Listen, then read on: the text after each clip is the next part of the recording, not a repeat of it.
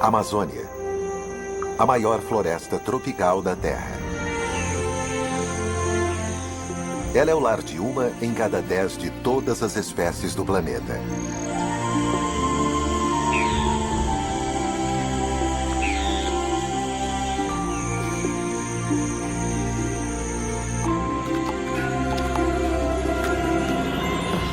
Ela pode parecer um vasto paraíso tropical, mas esconde um lado mais cruel.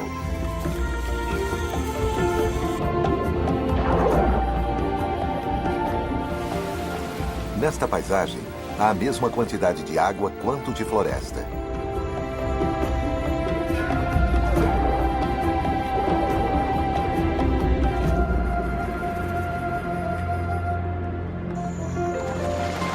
E todos os anos, estes dois mundos colidem, quando a floresta se enche de água.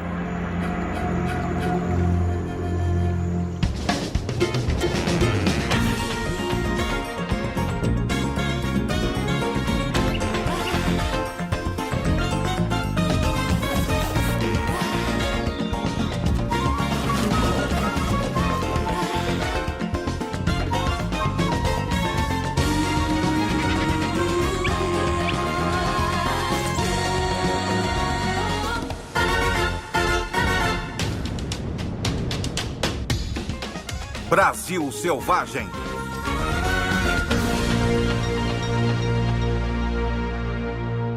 A Sombra do Gavião. A Amazônia é inimaginavelmente grande. Dentro deste espaço verde, um número enorme de animais luta para sobreviver. A cada manhã, bugios saúdam o dia. Eles estão anunciando seu domínio dessa parte da floresta. Mas seus chamados alertam um assassino perspicaz.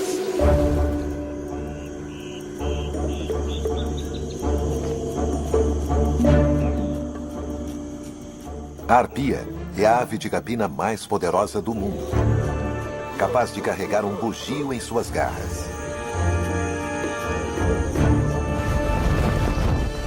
Suas asas, cuja envergadura é de 2,5 metros, são amplas e curvas, o que a permite fazer manobras através dos dosséis com precisão mortal.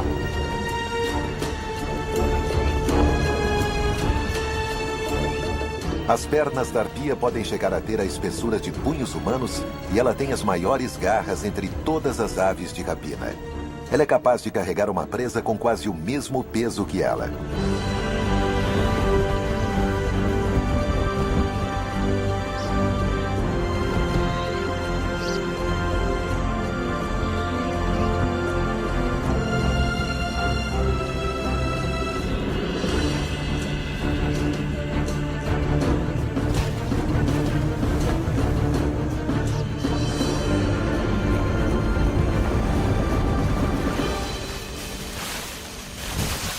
Mas dessa vez, o objetivo da arpia era somente um galho.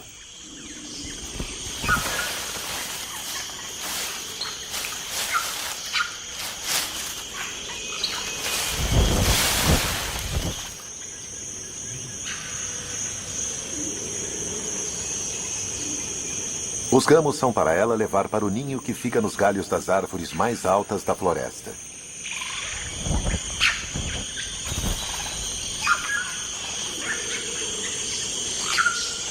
Mas esses ramos verdes talvez não sejam utilizados na construção ou embelezamento do ninho. As folhas de muitas das plantas desta floresta contêm substâncias químicas, venenos, para evitar que os animais as comam. E essas folhas podem agir como repelentes contra insetos. A ave talvez esteja usando armas químicas.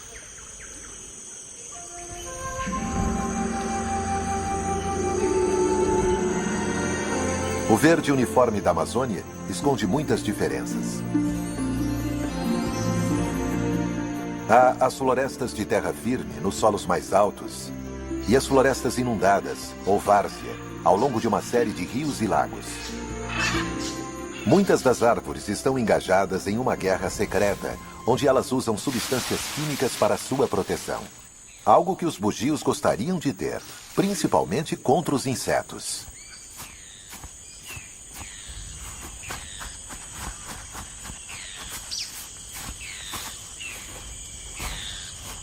Quando não estão se coçando, os macacos fornecem um serviço às árvores.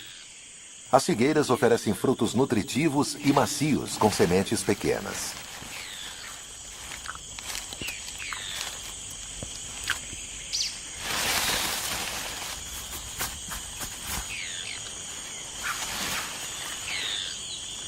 Quando se alimentam, os bugios jogam fora as sementes e assim as figueiras se multiplicam pela floresta. Na guerra invisível, as árvores lutam para manter suas folhas, muitas usando venenos para evitar que os animais as comam, mas ao mesmo tempo incentivando as criaturas a comerem seus frutos.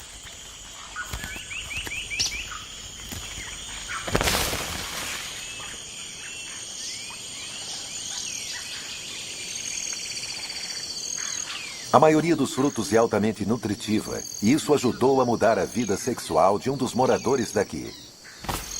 O galo da Serra do Pará. Todas as manhãs, depois de se fartar rapidamente de frutas, os fabulosamente coloridos machos se reúnem em uma área de exibição comunal.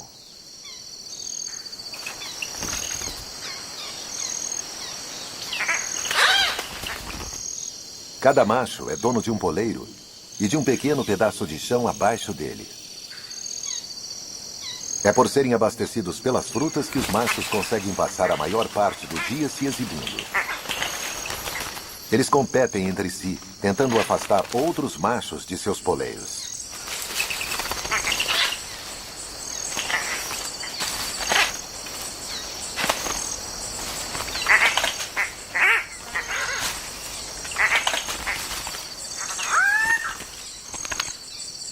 A chegada de uma fêmea unicolor faz os machos descerem, cada um para sua área individual.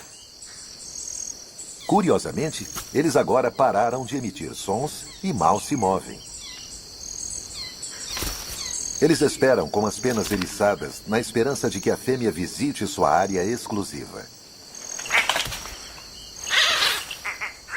Os machos tentam estragar o show um dos outros, adentrando a cena da exibição alheia.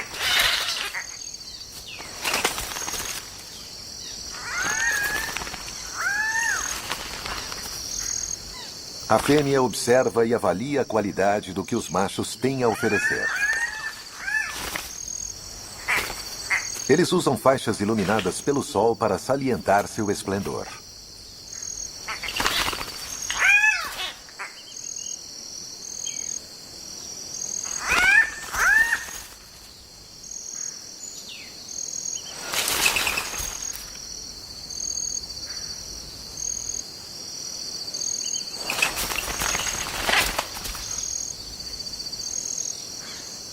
Ela escolheu o macho na margem extrema da área de exibição, onde o acasalamento acontece discretamente.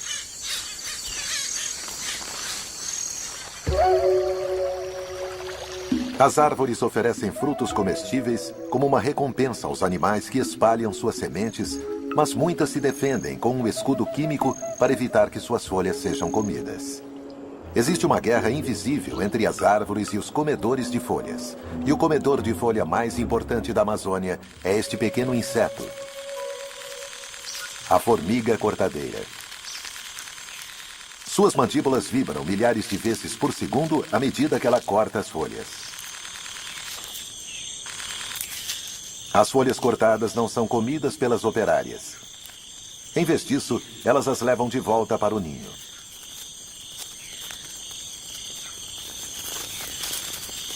À medida que se deslocam, as formigas deixam uma trilha de odor para marcar o caminho. Esta substância química, um feromônio, é muito poderosa, e cada formiga consegue produzir apenas 1/bilionésimo de uma grama dele. Uma folha pode chegar a 20 vezes o peso da formiga, o equivalente a um ser humano carregando uma carga de 1 tonelada. Porém, mais surpreendente ainda, estes mini-hércules chegam a mais de 100 metros de seu ninho, o equivalente humano a uma caminhada de 24 quilômetros. Como se a carga não fosse o suficiente, formigas maiores sobem nas folhas nas costas das carregadoras para protegê-las de moscas parasitas.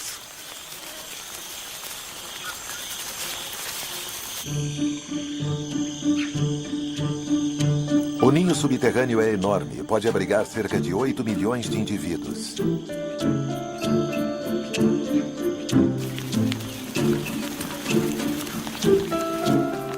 As folhas são levadas para uma câmara especial, onde uma classe diferente de formigas as corta em pedaços menores.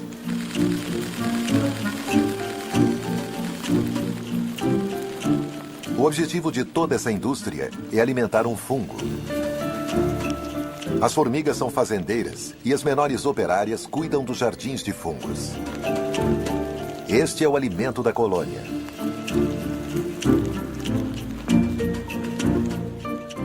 As formigas e os fungos dependem totalmente uns dos outros. Se as formigas trouxerem folhas envenenadas que não sejam adequadas aos fungos para o ninho, algo as avisará e então elas coletarão outras folhas. A rainha é uma gigante no mundo liliputiano. Ela chega a pesar 1.500 vezes mais do que as formigas jardineiras. Apenas ela produz os ovos que se transformarão nos muitos tipos de operárias. A colônia está sempre ocupada, escavando novas câmaras para cultivar mais fungos. O espólio é levado para fora e excluído.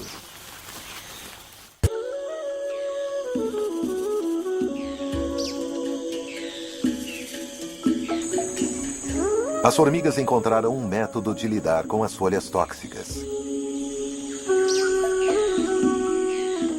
Outros animais encontraram maneiras diferentes de superar esse desafio.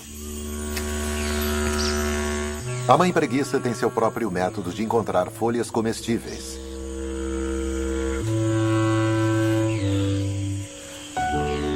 Bem devagar.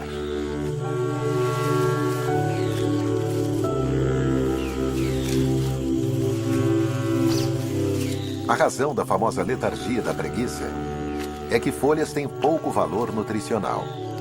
Então, a preguiça economiza energia com um metabolismo muito lento.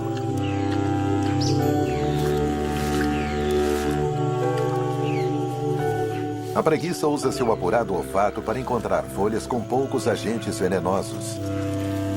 E o filhote aprende com a mãe. O movimento denuncia a presa ao predador.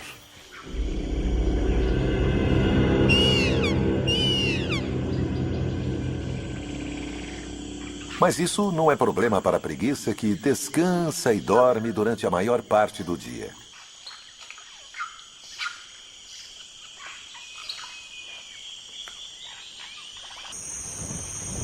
Há agitação no ninho. O filhote da águia nasceu. A mãe fará a maior parte das tarefas do ninho, abrigando o filhote do feroz sol tropical.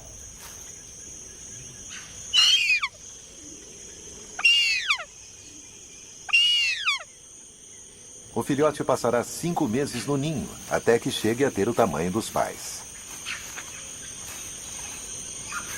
Durante esse tempo, eles trarão galhos como uma forma de controlar os insetos. A mãe vê algo se movendo.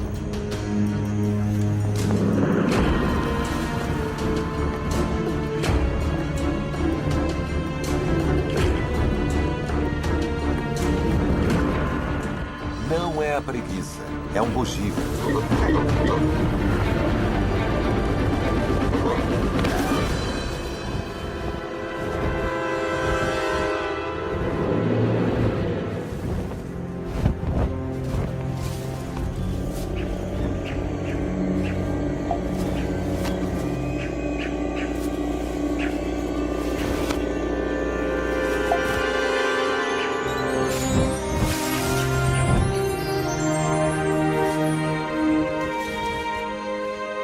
O macaco será um dos muitos que os pais trarão ao único filhote durante os próximos meses.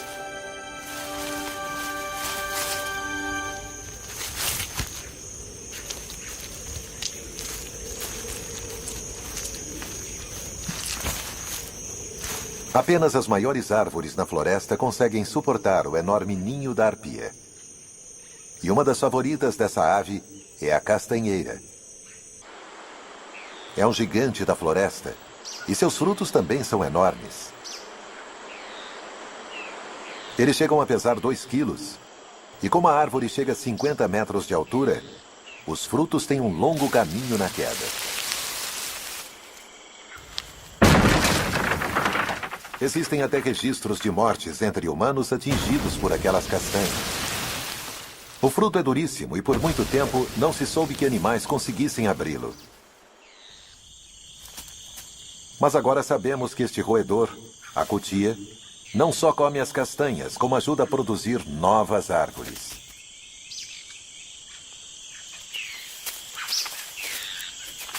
Os incisivos afiados da cutia e suas poderosas mandíbulas rasgam o invólucro. Mas é preciso muita paciência e vigor antes que o roedor chegue às castanhas.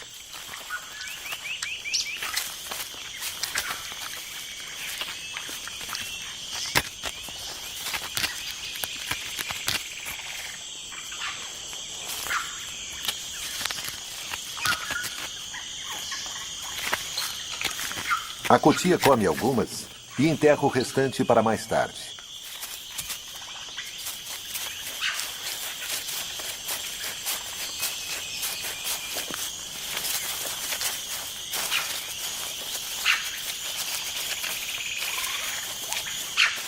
Para a sorte da castanheira, o animal não lembra onde está seu tesouro enterrado. E assim, na cutia, a castanheira tem um jardineiro bem pago que até ajuda a plantar suas sementes.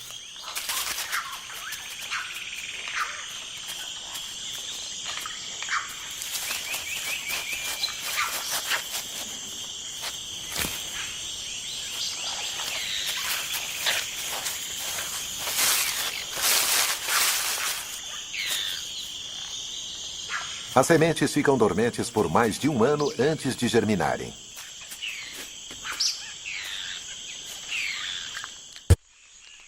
Existe outro animal que também recorre ao fruto da castanheira. Ele é um tipo de rã venenosa. É possível que essa rã obtenha suas toxinas das formigas e cupins que ela come, que por sua vez obtém seu veneno das folhas. A rã concentra o veneno e avisa isso aos outros através de suas cores brilhantes. A fêmea põe os ovos no chão úmido da floresta.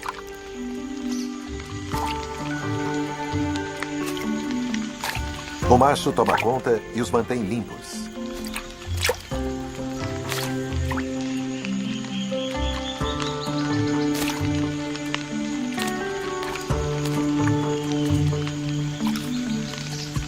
Quando nascem, ele lhes dá carona.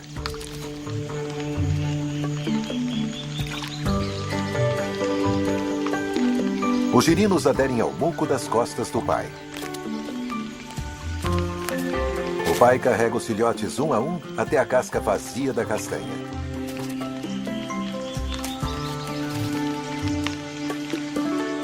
Ele verifica o lago em miniatura para ver se tem alimento bastante para seus filhotes.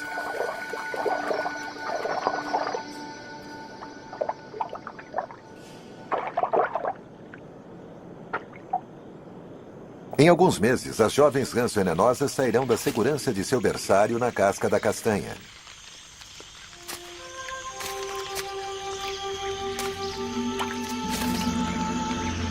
A floresta amazônica é um lugar difícil onde viver. Não é um paraíso, pois está repleto de plantas venenosas e desagradáveis que seus habitantes precisam enfrentar. Os bugios precisam descansar e dormir durante horas, enquanto digerem as folhas que comeram.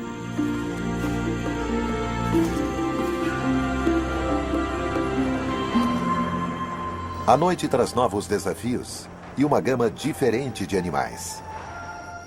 Criaturas que se escondem durante o dia. E há diferentes frutas para serem encontradas e consumidas.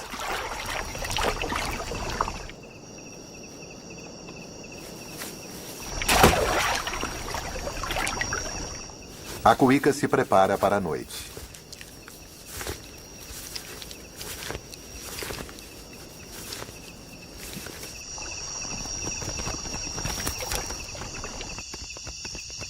Ela é um onívoro, uma generalista, e usa seu olfato para encontrar alimento no mundo escuro.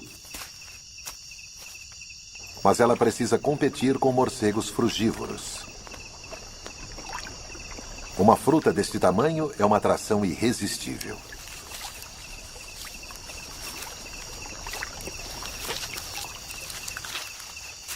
A cuíca precisa agir rápido se quiser afastar os morcegos famintos. Eles estão concentrados em se alimentar, mas precisam ter cuidado com a cuíca.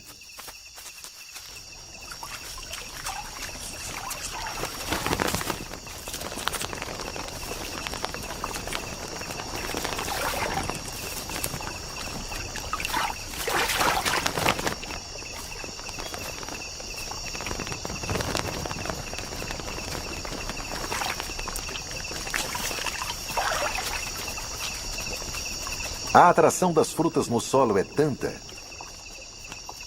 que quando a cuíca vai embora, os morcegos retornam. Eles estão distraídos com o frenesi da alimentação e não percebem que a cuíca voltou.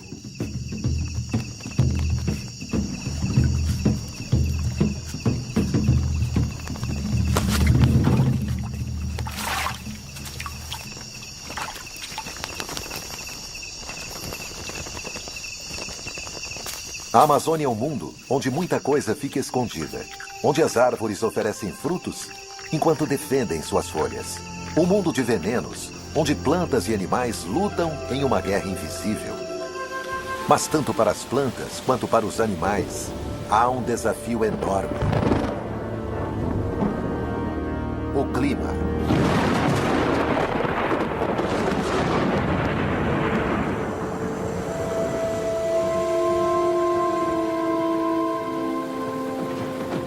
A Amazônia é uma floresta tropical. Cerca de 250 centímetros de chuva caem todos os anos.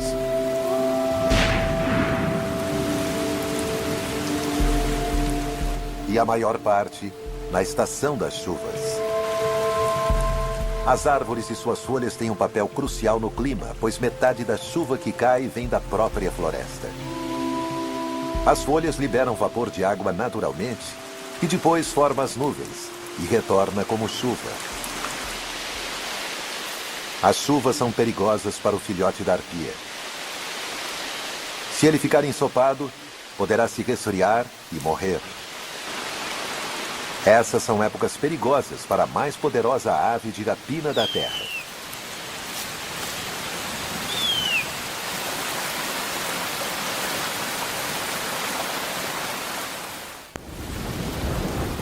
As chuvas transformam a floresta amazônica e muitos de seus rios.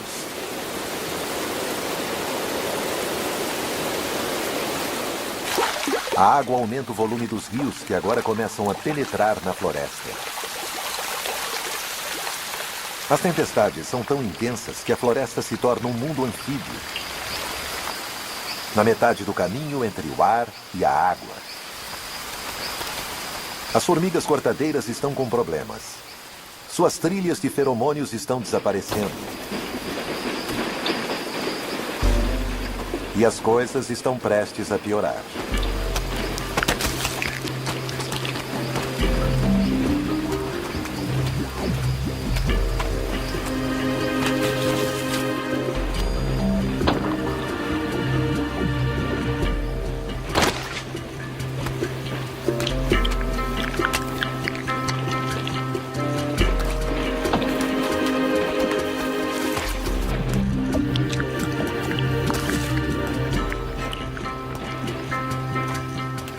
Não são apenas as torrentes de água vindas de cima.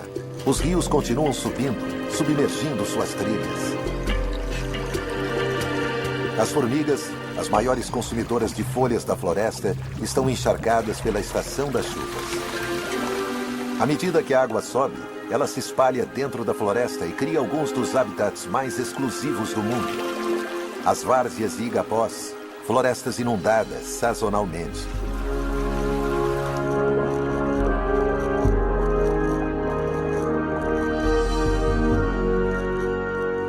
Quase 250 mil quilômetros quadrados de floresta estão sob as águas.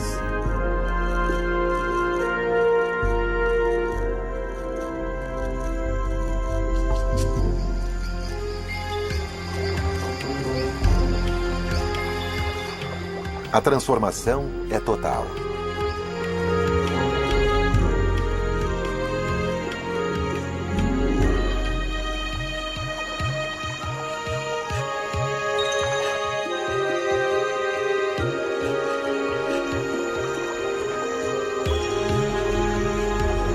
Onde antes as aves faziam seu poleiro e as cutias se alimentavam, agora há novas oportunidades.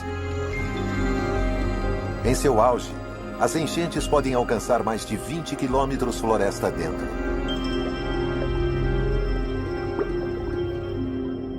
A água está verde, cheia de plâncton microscópico que alimenta cardumes de pequenos peixes à medida que eles se movem por entre a floresta inundada.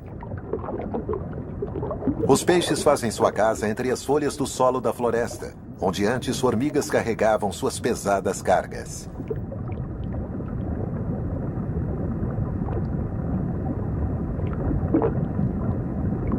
Este macho da espécie Rivulus é atraído por uma fêmea.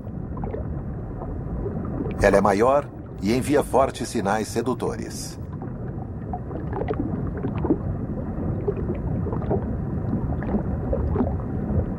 Mas nem tudo é o que parece. O macho está seduzido, mas está indo para a morte.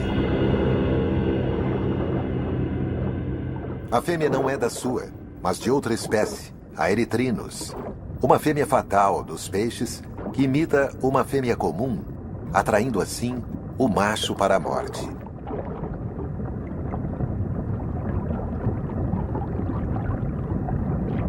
À medida que o nível da água sobe dentro da floresta, predadores maiores se movem com ele.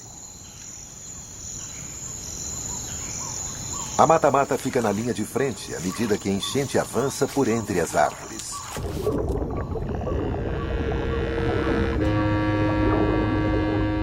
Ela tem seu próprio método de pesca. Uma de suas técnicas é se misturar ao pano de fundo. Ela fica parecendo um tronco coberto com vegetação. Seu disfarce é tão completo que os peixes vêm mordiscar seu casco.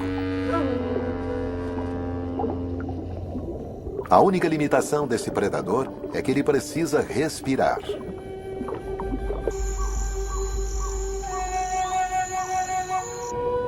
Isso restringe a mata-mata às margens mais rasas da enchente invasora.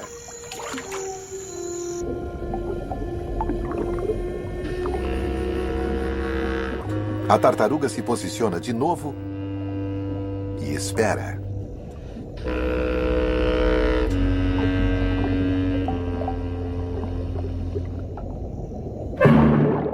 E depois explode em movimento.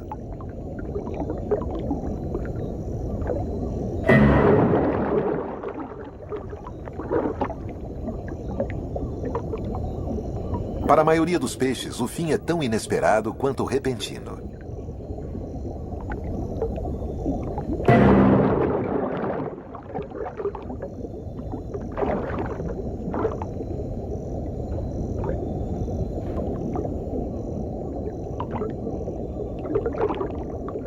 O nome brasileiro, mata-mata, pode se referir à habilidade da tartaruga de matar. Se for isso, é realmente muito apropriado.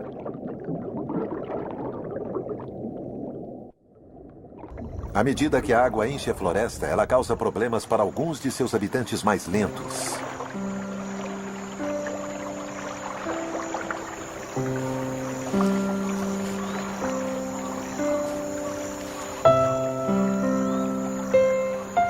A preguiça enfrenta o novo desafio de ter que se mover de árvore em árvore à medida que procura folhas menos venenosas.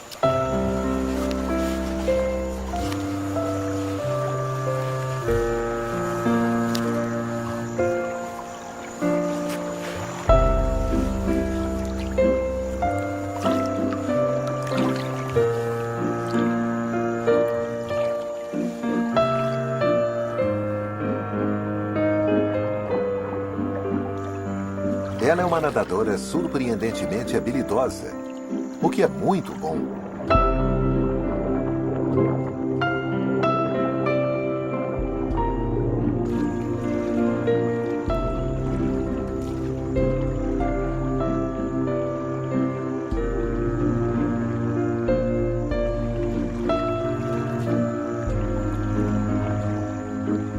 Mãe e filhote conseguem percorrer a nado, muito devagar, as curtas distâncias entre as árvores.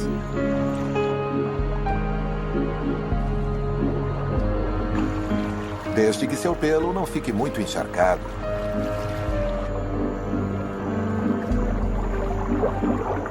Curiosamente, o pelo molhado da preguiça pode ser uma bênção disfarçada, pois incentiva as algas verdes a crescerem, o que proporciona uma espécie de camuflagem.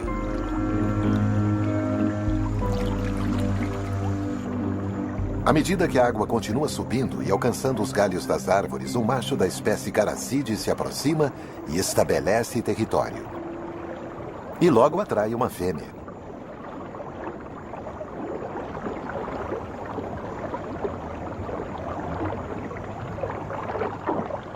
O macho vigia um trecho de água abaixo de um galho. Os caracídeos são os únicos entre todos os peixes que colocam seus ovos nas folhas acima da água.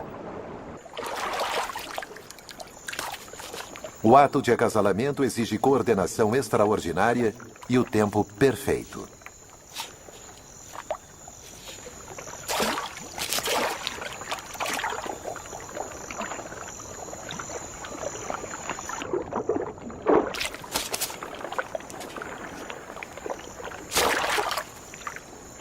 A razão para toda essa precisão é que os ovos do peixe estão mais seguros em uma folha fora da água, longe das bocas famintas.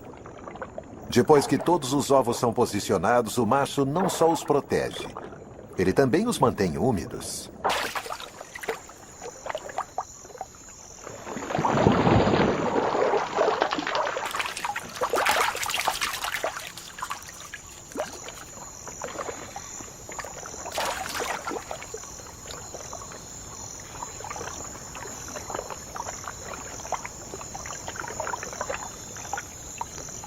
Os ovos se desenvolvem rapidamente e depois de 2 dias, os bebês estão prontos para eclodir.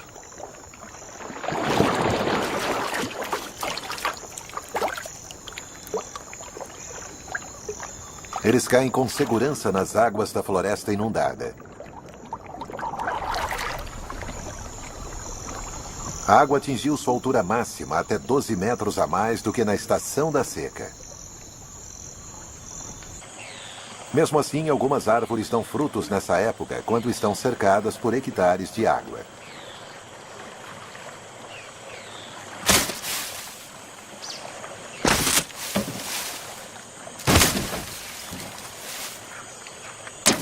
As sementes da seringueira parecem estar sendo desperdiçadas, caindo dentro da água. Mas nada poderia estar mais longe da verdade.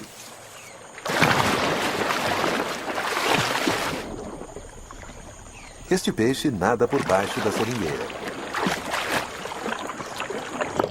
Ele se alimenta de frutas e sementes com mandíbulas poderosas e dentes capazes de esmagar as mais duras sementes.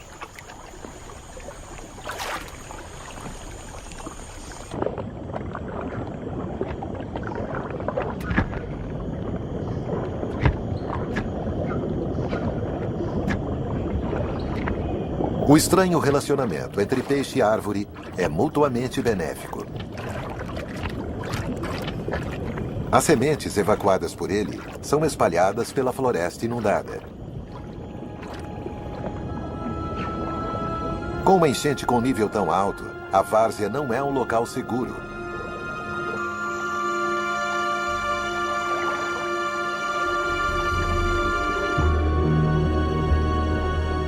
Pois o pirarucu, o maior peixe da Amazônia, espreita nessas águas.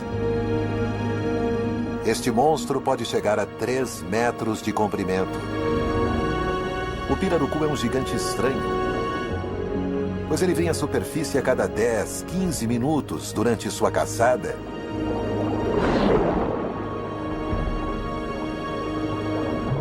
Pois ele precisa respirar.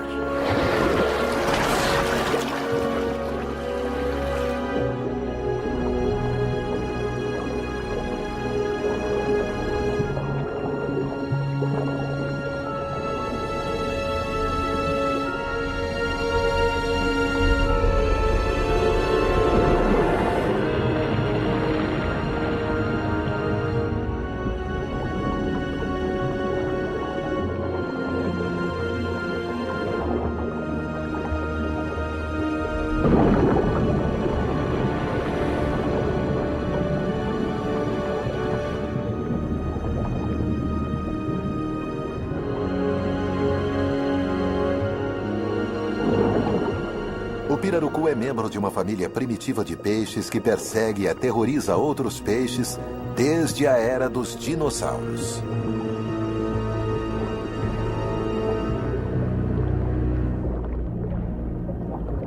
E ele tem um parente, outro peixe dinossauro, que assombra o mundo submarino de folhas da floresta inundada. Ele tem um alvo bem diferente. As pequenas criaturas que ficam presas nos troncos e ramos das árvores sob as águas.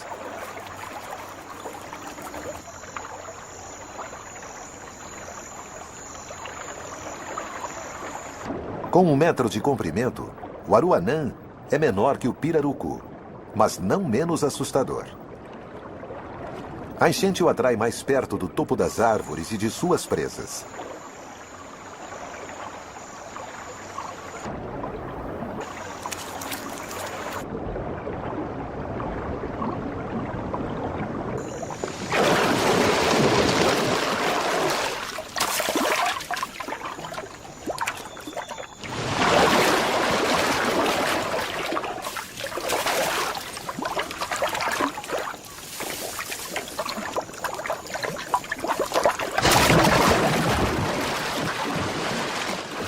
As enchentes são uma época de abundância para os aruanãs.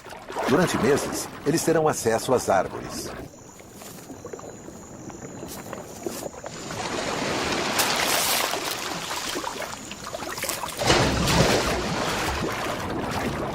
Mas o que é bom, dura pouco. As águas começam a retroceder.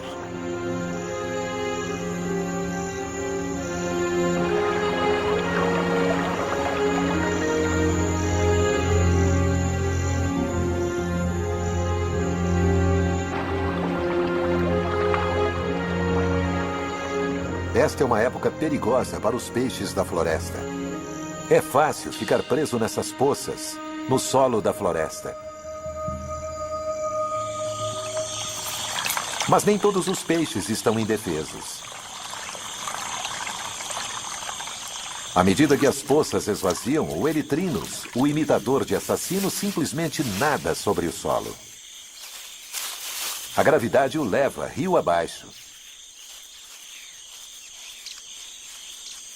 Desta forma notável, ele escapa da morte certa.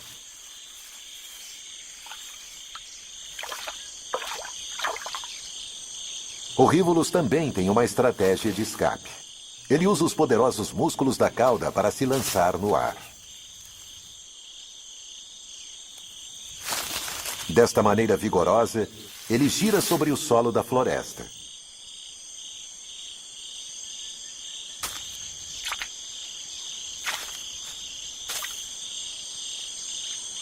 E acaba chegando em águas permanentes.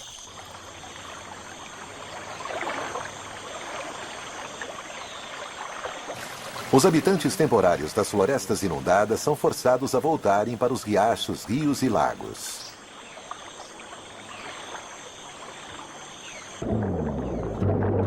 O papai pirarucu vigia seus filhotes. Eles nasceram quando as águas estavam altas e cresceram rapidamente na floresta inundada. Agora, o peixe-monstro mostra seu lado gentil, cuidando de mais de 100 filhotes. Eles já adquiriram o hábito de respirar, e essa habilidade é crucial para filhotes e adultos, pois as águas quentes têm uma quantidade muito baixa de oxigênio.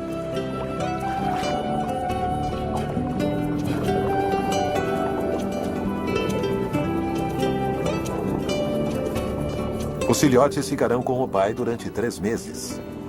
O macho secreta um feromônio na cabeça que mantém os filhotes perto dele.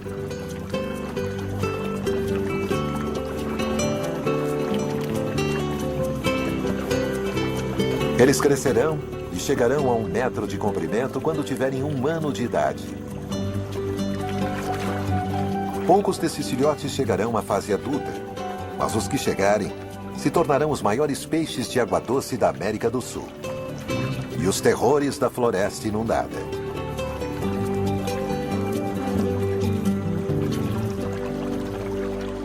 O fluxo das enchentes traz tanto fartura quanto fome para os peixes. E as estações da seca e das chuvas afetam todas as criaturas da Amazônia. É na estação da seca, na floresta de terra firme, que outro gigante da Amazônia atinge seu momento-chave em seus deveres de pai.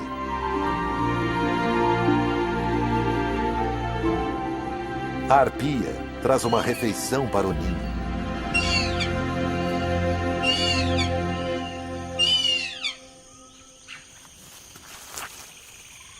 O filhote está com 5 meses e já é quase adulto.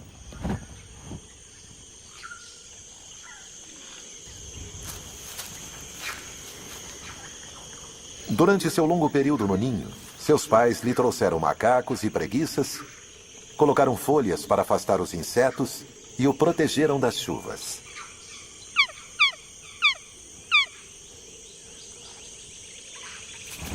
Agora está na hora dele ir para o ar.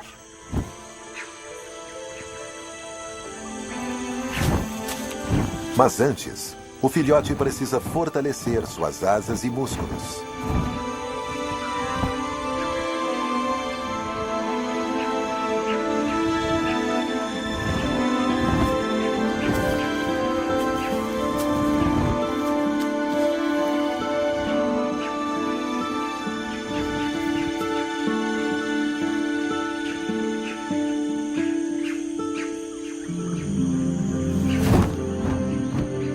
O reino dessas arpias é um dos mais complexos do mundo.